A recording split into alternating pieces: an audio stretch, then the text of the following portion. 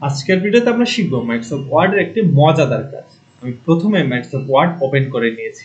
এবার ধরুন আমি এই পেজে যদি টিএম কথাটি লিখে স্পেস দিই, তাহলে আমাদের প্রতিষ্ঠানের নাম টার্গেট মেকার লেখাটি লেখা হয়ে যাবে। আপনি চাইলে আপনার ইচ্ছা মতো যে কোনো লেখা লিখতে পারবেন। এটাকে মাইক্রোসফট ওয়ার্ডে বলা হয় অটো কারেক্ট।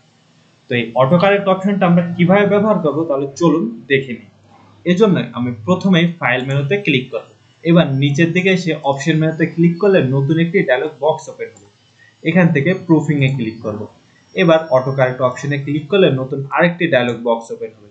এখান থেকে রিপ্লেসের নিচের ঘরে টিএম এবং এর ঠিক পাশে আমাদের প্রতিষ্ঠানের নাম টার্গেট মেকার কথাটি লিখে নেব। এবার এই নিচের দিকে এসে অ্যাড এ ক্লিক করে ওকে করে দেব। এবার আবার ওকে দিলে আমাদের পুনরায় পেজে নিয়ে আসবে। এবার এই পেজে যদি আমি টিএম লিখে স্পেস দিই, তাহলে দেখতে পারবো টার্গেট মেকার কথাটি লেখা হয়ে গেছে। আপনি চাইলে আপনার ইচ্ছা মতো যে কোনো লেখা লিখতে পারবেন। মূলত এইভাবে মাইক্রোসফট ওয়ার্ডের অটো কারেক্ট অপশনে কাজ করা যায়।